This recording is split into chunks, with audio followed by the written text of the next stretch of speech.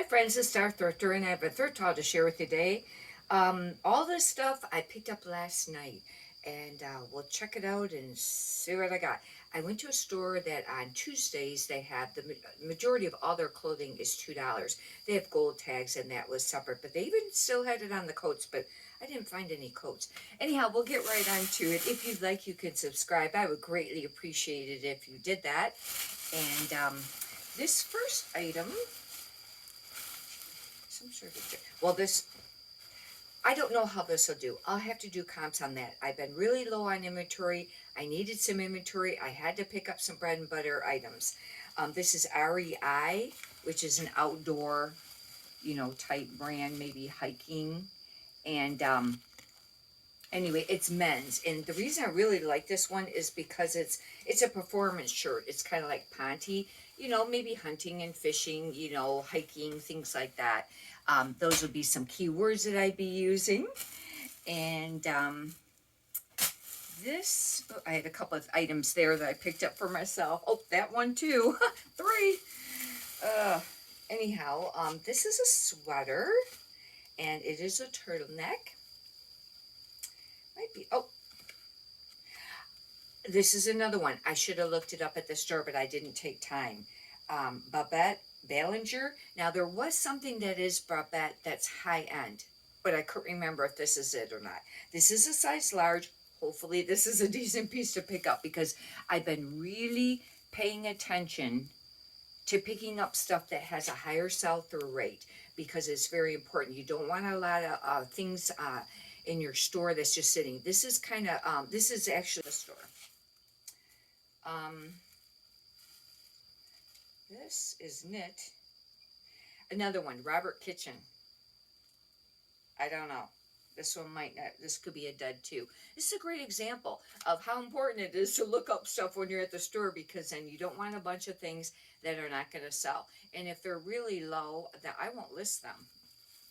I'll have to just redonate. But this is a really great example that you should take time to look up the stuff. And I've been really great at it lately, but I really needed some inventory. This is another one. Emerson Lang, size small. It's very tiny, but it's very stretchy.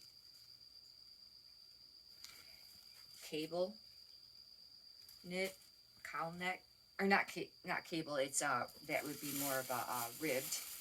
Here's an Elaine Fisher, and this is a size medium. I did pick it up because of low on inventory. I've mentioned lately about Elaine Fisher that I find that unless it's like an XL or large or something spectacular, really great material, then I don't always pick it up anymore because it just sits. Maybe I need to start lowering the prices on it. I have been lowering it. It used to be a really great brand, it seemed like no matter what size it is, but this is very much oversized. I'll have to cut that string off there, but it's an Elaine Fisher, and it's short sleeved. It almost feels like it could be like linen. Oh, 100% hemp, and that could be a selling plus for it, even though it is short sleeve. But that's very oversized for a medium. But anyways, for $2, it was still worth picking up because it is an Elaine Fisher. But like I said, I think I've been actually dropping prices. If you've watched my videos lately, I mentioned about thinking about doing whatnot. I still don't know for sure if I want to do it. I might try it, but I got thinking about it, and I know a lot of resellers, some of them are doing really great over there, and it really would supplement the income for eBay. However, some people are losing money and only breaking even. It is still a lot of work, and a lot of people say, well, it's a lot easier because on eBay or Poshmark, you have to do the whole listings and take the photos, and that's true. But with these live sales, you dedicate your time for the sales, you get your items ready for it, and then you have all your shipping. If you're only making $3 or $4 an item, that'd be kind of tough. But I mean, some people do, and some people are making a whole lot more per item. But I just, was giving you an example of that. And what I decided to do, especially on old inventory or stuff that's very much bread and butter on eBay, if it was listed for $19, instead of maybe sending them a $15 offer, I might send them a 12. Or if it's really old, a 10. I've been deciding to lower it because even though you have higher fees on eBay for the most part, especially if you promote, and with clothing, you almost always have to promote, it seems like. Um, the fees are higher, but I don't know. And you get used to one platform and you have to learn another if you do the whatnot. But I just thought, maybe I'll just try that for a little bit and see how that goes. This is a cabbie size large. I've mentioned lately that this brand's kind of been sitting, but this is like a sweater jacket. It's very heavy. And this is the newer style. If you're not familiar with cabbie, the old style label is horizontal and it's thin. And this will have a style number. It's very much a sweater jacket.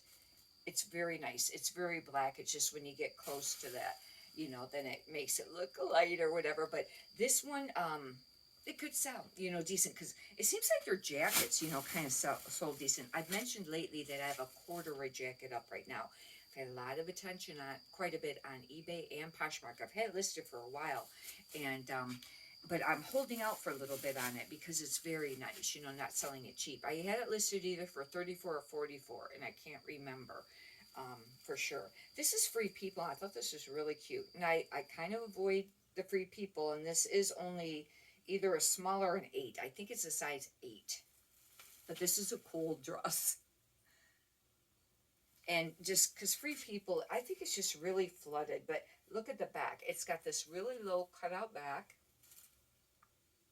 and it's short. It's, well, no, actually, it's almost knee length, actually, but look at the color of this. I'll have to think of some really great keywords for this. It's not really goth. Maybe whimsical goth. Goth. I don't know. Or,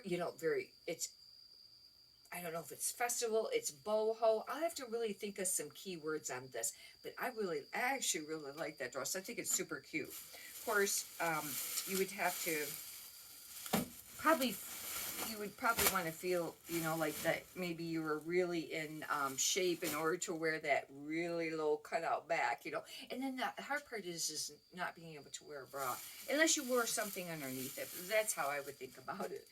This is Segments, and I didn't think about it till right now. Generally, Segments is a decent brand. I pick up quite a bit of it because it's usually 100% merino wool. However, they have part of their line that's not, and I didn't think about it till right now. This feels like a piece that's not the merino wool. However, it is a 2XL, and this would be considered like a base layer. But I bet you, and this, I think it's long sleeve or 3/4, but I bet this one's not. Nope, see, this is the Tensile Modal polyester. I didn't think about it till right now. Now, this piece was made in Canada. I don't know if they all are, but it's very much outdoor, base layer, things like that. But for $2, with it being a bigger size, now if that was a smaller size, I might not have picked up that Segments unless it was the 100% merino wool.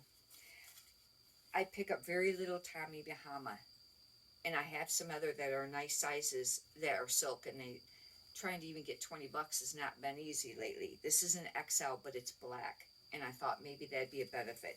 And now this doesn't have any writing on it. If you find the ones that's got a lot embroidered on it, those are great ones to still pick up.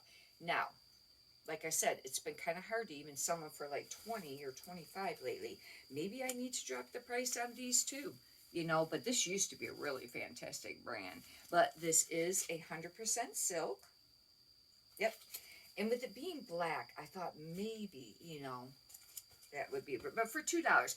Okay, and if you do the math on it, if you sell something for $2, or, if you pay $2, if you sold it for $4, which you're going to sell it for more than that, hopefully, that'd be doubling your money. But then you have all your fees and your shipping and your time. That all has to come out of that. But if that sold for 15 and you paid 2, then subtract all that. If you made, $10, that would still be great. These, I don't know how this, are these the Carpenter ones? I think these might, they're not exactly Carpenter, but they do have that, they don't have that loop on there. But these are some Levi's. I've been picking up men's Levi's lately, and these are a 34. I was trying to see if it had a name on there because it says Carpentino, but I don't know what. Oh, Carpenter. Oh, it does say that. I thought maybe I seen it when I was at the store. But that's a really great size, 34, 34. And they're, just a beige. I'll have to do comps on it.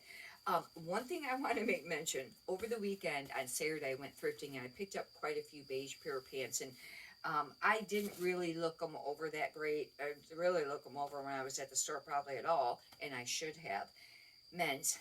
I was listing the other day, and I think I had to throw out 3 or 4 of them out of maybe 5. I don't even know if I listed any of the beige ones because they had spots on them.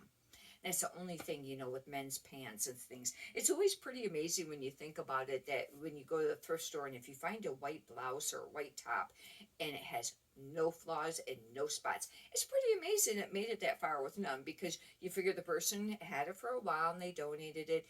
Then it's, it has to go through the processing at the thrift store and get priced and then put out on the floor, and then other, people looking at it, or could have got dropped on the floor, or, run over by a cart or whatever. But it is pretty amazing, But I have found quite a few pieces that were all white and didn't have any spots. But the pants, like last night when I was thrifting, I didn't even look at the beige pants.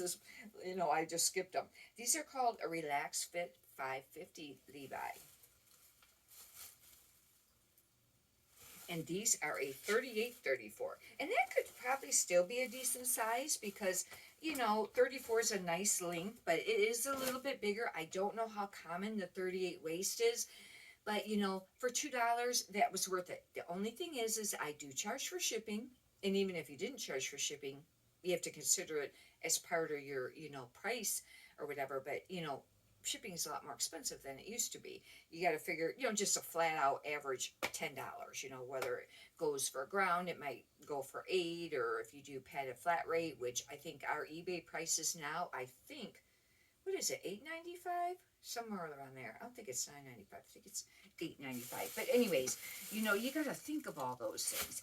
But anyhow, I guess it completes the haul. It seemed like I had more there than I did, but of course I had I think now 4 or 5 items that I picked up for myself. Anyhow, and you do that too when you're out thrifting. But sometimes they're really cool things that you don't want to pass up, because if you don't get them, then they probably won't be there next time that you go or whatever. Anyhow, if you could push the thumbs up button, I greatly appreciate it.